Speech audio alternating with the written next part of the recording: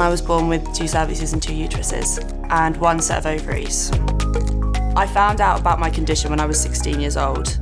It was a very upsetting and quite an emotional diagnosis. I kind of like pushed it under the carpet for so long. I then went to uni, and one night I just randomly went, well, I have 2 and everybody was like, whoa, that's so cool. So I've gone from hating it, accepting it, people thinking it's really cool, to now monetizing it. My condition is called uterus delphius. I have 2 uteruses and 2 cervix. My first diagnosis was when I was 16 and I went to go get the Marina coil, and the nurse, and she just goes, oh! My friend was there and she was like, what do you mean, oh? And I'm like, yeah, what do you mean, oh? And she goes, there's just something that shouldn't be there. You had to go see a gynecologist, and then they found out that it was like 2 of everything. The best way to show you is to draw it. From there to there, there's no wall, and then the wall goes all the way up through both, and that splits the uterus, the cervix, to make 2 of everything. It's a very bad drawing. I am not an artist. The gynecologist basically was like it's just, basically like it's nothing, but it's not really nothing.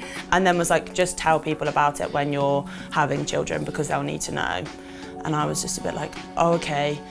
Like it just didn't seem like a big deal to him, whereas for me it was like a massive deal. The support from the medical profession has been actually atrocious. I feel like there should have been more like emotional support and also physical support, because it's something that my body is obviously not capable of, like what other women's bodies are capable of. In terms of my fertility, there's been speculation of C-sections, not being able to carry babies till full term because it's half the size, and probably not a very enjoyable pregnancy. There'd be a lot of hospital visits and a lot of scans. Interesting fact is that I can have 2 babies at the same time, and they could be from different times. I was so ashamed of my condition that I didn't speak to anybody. I wouldn't even let my mum talk to me about it. It wasn't like she didn't support me. I would just come out of a gynecology appointment in silence and wouldn't let her speak. Oh, hi, Mum. Hi, I just thought I'd pop over for a cup of tea. Oh, come in. This is me and you in Paris, actually. That was ages ago.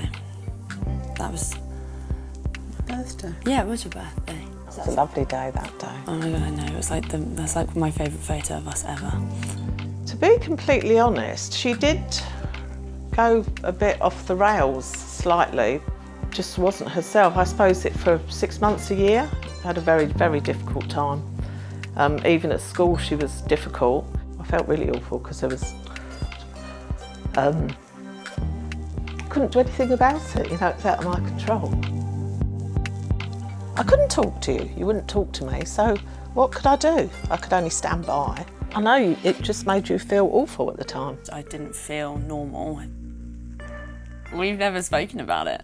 This is the first time we've ever spoken about it. It's not something you just randomly bring up at the dinner table. My brother's just a bit of an idiot, and he just likes to have a laugh. He's like, hi, so I heard you're a mutant. And I was like, what? He was like, Mum told me. Well, you've got 2 and I was like, and that was like the most comforting thing, because he made a joke and he was like, so when are you joining the X-Men and all this stuff? So you were always speaking for me in those appointments, and I couldn't speak for myself because I couldn't.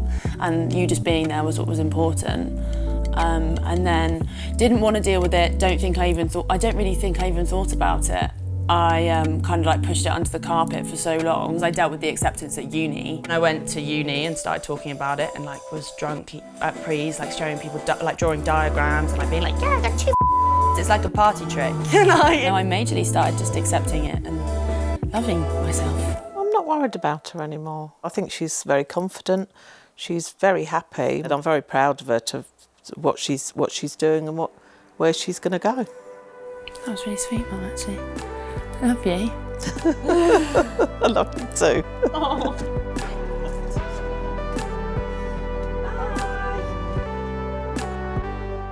I then got there, and then obviously started my job. I do OnlyFans. My condition does allow me to make unique videos for OnlyFans. When I first started, I didn't declare that I had it. My friends all do OnlyFans as well, and they were like, why do you not advertise that? And I went, because I didn't realise people wanted that. And she was like, my mates were like, you're an actual idiot. Like, that's obviously the coolest thing. And I was like, oh, okay, started advertising it and people loved it. And I was like, whoa, so I've gone from hating it, accepting it, people thinking it's really cool, to now monetizing it. It changed my adult life, made me leave uni and have a job straight away. Made me able to get my dogs and my cats and be happy, because I was quite unhappy. So something that made me unhappy then made me actually insanely happy. In terms of my audience, how they respond to my condition, I think some people do generally subscribe to see it and to experience it, but I feel like because I generate a lot of subscribers from things like TikTok as well and Instagram, sometimes they don't even know yet. I do say I have 2 cats, but I always say that I have 2 cats, literally. So then you have to go to my page and then see. I'm just going to set up for my TikTok that I'm posting today. It's a trend that's going viral at the moment.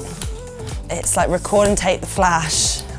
And what happens is there's a little flash up of camera and then you change into a different outfit.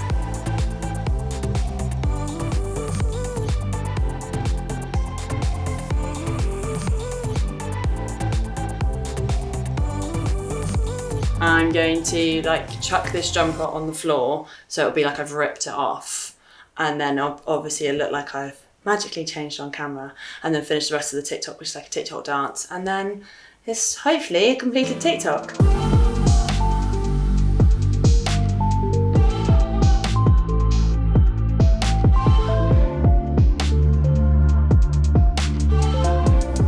I think I did it.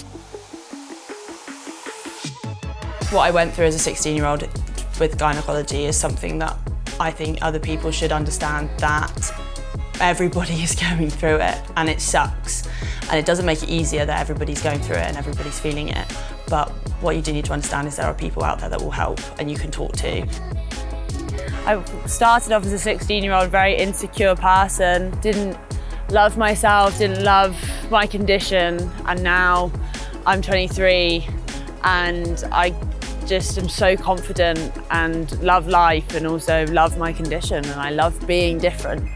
So I've come on leaps and bounds really. It's changed my life.